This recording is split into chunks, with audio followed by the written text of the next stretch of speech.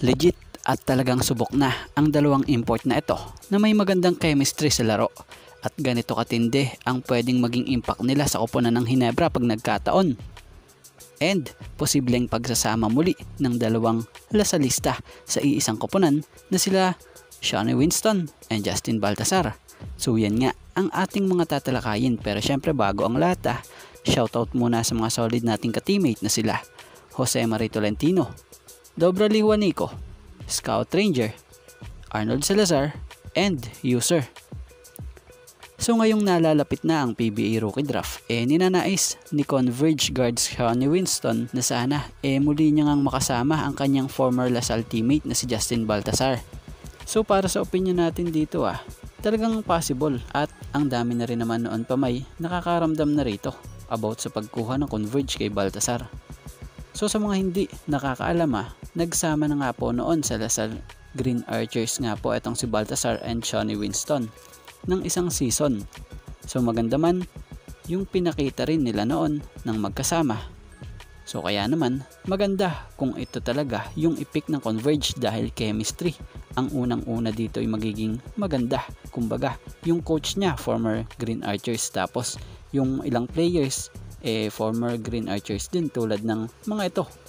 So yun, magkakaulam yan dahil hindi na sila mahihirap or maghihirap sa pag-adjust or adjustment dahil yung sistema ng Converge parang naging sistema rin noon ng Lasal dahil kay Coach Aldin Ayo.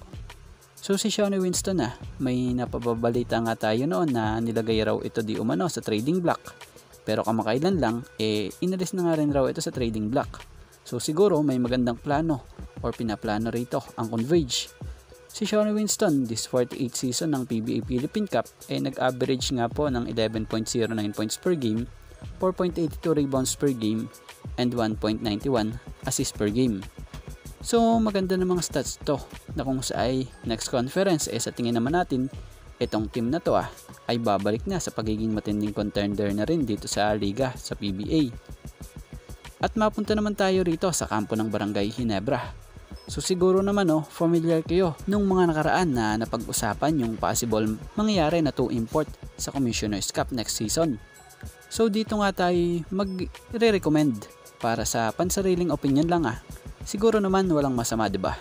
Dahil pag-usapang 2 import, may napansin tayong babagay na import sa laro ni Justin Brownlee bilang maaaring katandem niya na talaga namang legit na subok na sila at magka-close pa.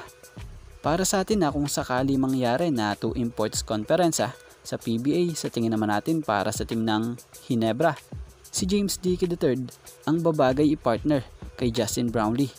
So sa mga hindi familiar kay James Dickey III, ito ay ang former teammate ni Justin Brownlee sa nakaraang stint niya sa IBL na naging part nga rin po sa Pilita Jaya.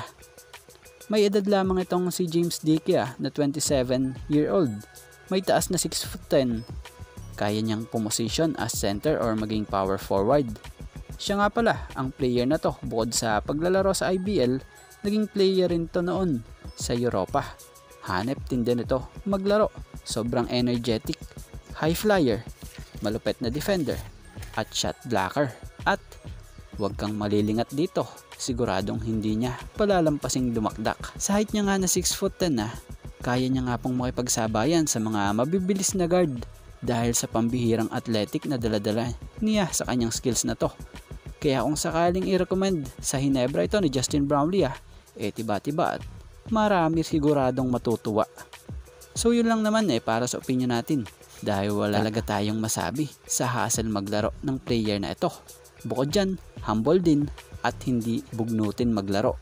Pero syempre, may kaunting angas rin talaga or hype sa katauhan niya pag nakakasalampak talaga siya.